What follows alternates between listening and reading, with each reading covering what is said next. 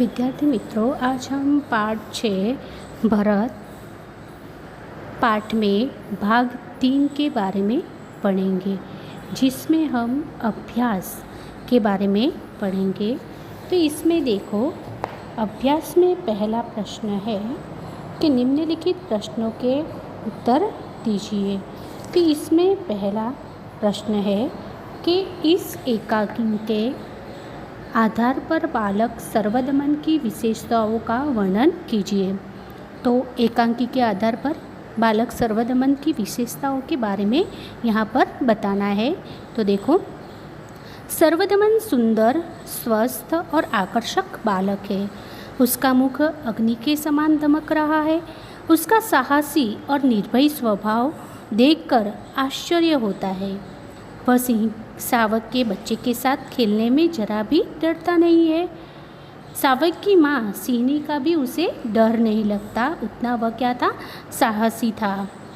वह इतना हठी माने मैंने क्या कहा था, जिद्दी है कि तपस्विनियों के समझाने पर भी वह किसी की बात नहीं मानता है और किसी की बात की उसे कोई असर भी नहीं होती है।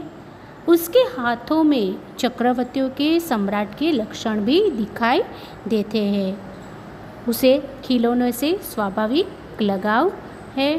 तो ये था प्रश्न पहले का उत्तर। अब देखो, दूसरा प्रश्न है, सर्वदमन के व्यवहारों को देखकर दुष्यंत के मन में कौन कौन से विचार आते हैं। तो देखो, यहाँ पर सर्वदमन के व्यवहार को देखकर दुष्यंत के मन में कौन से विचार आते हैं। तो देखो, सर्वदमन का साहस, निर्भयता और बालहट देखकर दुष्यंत बहुत आनंदित होते हैं।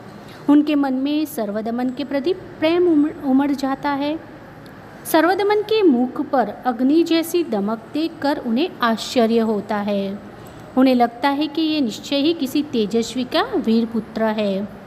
बालक के हाथों में जब उन्होंने चक्रवर्तियों के जैसे लक्षण देखा तो वह आश्चर्य में डूब गए, क्योंकि वह तो तपोवन में वास करने वाला था, कर रहा था। तो उसमें ये सब गुण कैसे है।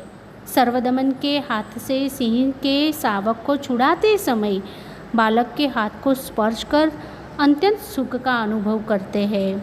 वे सोचते हैं कि जब कोई उन्हें इतना सुख होता है तो जिस भाग्यवान का यह बेटा होगा उसे कितना सुख मिलता होगा। इस प्रकार सर्वदमन के व्यवहारों को देखकर दुष्यंत के मन में तरह तरह के विचार आते हैं। अब इसमें देखो, इस एकांकी में निम्नलिखित पात्रों के अंतर्निहित मूल्य बताइए। तो जो पात्र परिचय जिसको कहते हैं, तो उसके बारे में आपको बताना है। तो जैसे हमने सर्वदमन के बारे में तो हमने बालक की विशेषताओं के बारे में बताया, तो वह सर्वदमन में वह आएगा। अब हम दुष्यंत के बारे में पढ़ेंगे। तो दुष्यंत, राजा दुष्यंत कोमल हृदय के व्यक्ति है। बालक सर्वदमन की बाल चेष्टाएं उन्हें मुग्ध कर देती है।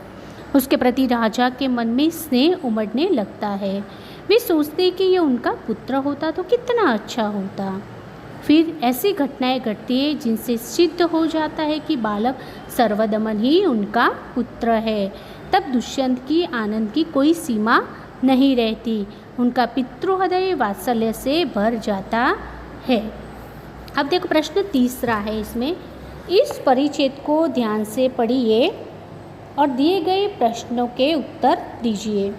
तो देखो, पैराग्राफ में है, कृषि वैज्ञानिकों के अनुसार एक अच्छा जंगल जैविक भंडार घर होता है।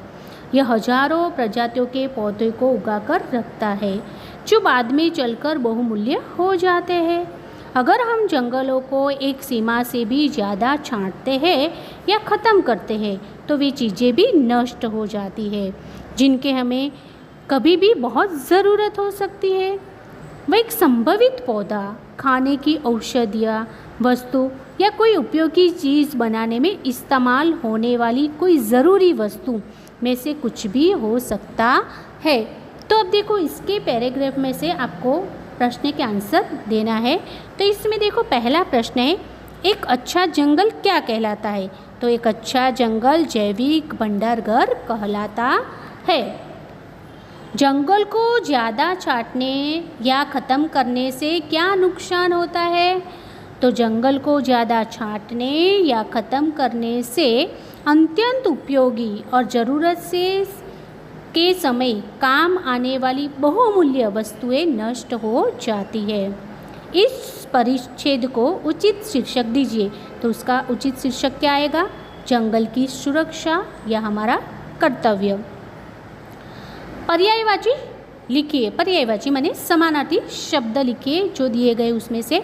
तो इसमें है जंगल, तो उसका वन, घर, गृह, आवास, बहुत, अधिक। अब पांचवा है इस परिच्छेद आधारित 2 सवाल बनाइए। तो जो ये पैराग्राफ है उसके आधारित आपको 2 सवाल बनाने हैं। तो पहला सवाल हम बनाएंगे, जंगलों की सुरक्षा क्यों आवश्यक है और जंगल हमारे लिए महत्वपूर्ण क्यों है। अब प्रश्न चौथा है, सोच अपनी अपनी। तो अपनी सोच के अनुसार आपको इसका आंसर लिखना है। सोच तो सबकी अलग अलग ही होती है, किसी की एक सोच नहीं होती। तो इसमें पहला प्रश्न क्या है कि आपको कौन सा टीवी प्रोग्राम अच्छा लगता है, क्यों? इस 10-15 वाक्यों में वर्णन कीजिए। अब देखो, आपको टीवी का कौन सा प्रोग्राम अच्छा लगता है। अब आपको तारक मेहता अच्छा लगता हो या किसी को कोई और प्रोग्राम अच्छा लगता है, तो वो अपनी सोच के अनुसार आपको इसका 10-15 वाक्य में लिखना है। अब दूसरा प्रश्न भी आपको अपने हिसाब से लिखना है कि कक्षा में पढ़ाई कर रहे हो और धरतीकंप आ जाए तो आप क्या करोगे। तो विद्यार्थी मित्रों, ये हमने अभ्यास के बारे में पढ़ा। अब हम स्वाध्याय के बारे में पढ़ेंगे। तो स्वाध्याय में देखो, यहाँ पर दिया गया है कि प्रश्न पहला है इसमें, ऋषियों ने बालक का नाम सर्वदमन क्यों रखा था। तो यहाँ पर देखो कि बालक वन के पशुओं के बच्चों के साथ निडर होकर खेलता था। उसके इसी साहसी और निर्भीक स्वभाव के कारण ऋषियों ने उसका नाम क्या रखा था? सर्वदमन रखा था। दुष्यंत बालक के प्रति क्यों आकृष्ट हो रहे थे।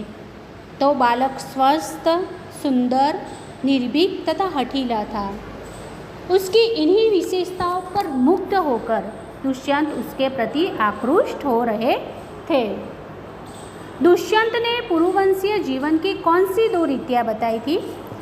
तो दुष्यंत ने पुरुवंशीय जीवन की 2 रीतियाँ बताई थी, जिसमें वे युवावस्थाओं में महल में रहकर पृथ्वी की रक्षा और पालन करते हैं, और दूसरा बताया था कि वृद्धावस्था में वे तपस्वियों के आश्रम में वृक्षों के नीचे कुटी बनाकर रहते हैं। तो ये 3 प्रश्न हो गए। अब देखो, यहाँ पर चित्रों का अवलोकन करके अपने शब्दों में आपको कहानी लिखना है। जो चित्र दिया गया है उसमें से आपको कहानी लिखना है।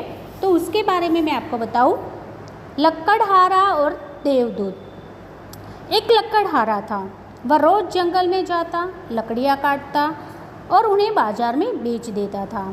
इन्हीं पैसों से ही उसके परिवार का गुजारा होता था। एक दिन लकड़हारे एक पेड़ पर चढ़कर उसकी एक डाल काट रहा था। पेड़ नदी के किनारे था। अचानक उसकी कुल्हाड़ी उसके हाथ से छूट गई और नदी में जा गिरी। लकड़हारा पेड़ से उतरा, पर उसे तैरना नहीं आता था, अतः उदास होकर वह बैठ गया।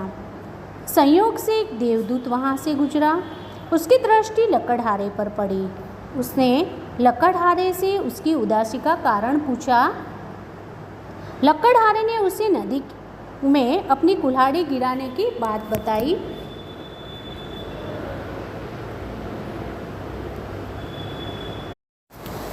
संयोग से एक देवदूत वहाँ से गुजरा। उसकी दृष्टि लकड़हारे पर पड़ी। उसने लकड़हारे से उसकी उदासी का कारण पूछा। लकड़हार ने उसे नदी में अपनी कुल्हाड़ी गिरने की बात बताई। देवदूत ने कहा, तुम घबराओ मत, मैं नदी से तुम्हारी कुल्हाड़ी निकाल दूंगा। देवदूत ने पहले एक सोने की कुल्हाड़ी निकाली और पूछा, क्या यह तुम्हारी कुल्हाड़ी है? लकड़हारे ने कहा, नहीं, ये मेरी कुल्हाड़ी नहीं है। तब देवदूत ने चांदी की कुल्हाड़ी निकाली। लकड़हारे ने कहा, यह भी तुम्हारी कुल्हाड़ी नहीं है। अंत में देवदूत ने लोहे की कुल्हाड़ी निकाली। उसे देखकर लकड़हारा खुशी से चिल्लाया और कहा, हाँ, यही मेरी कुल्हाड़ी है। देवदूत लकड़हारे की ईमानदारी पर बहुत खुश हुआ। उसने सोने और चांदी की कुल्हाड़ियाँ भी लकड़हारे को इनाम के रूप में दे दी। तो विद्यार्थी मित्रों, आशा रखती हूँ कि आपको स्वाध्याय समझ में आया होगा।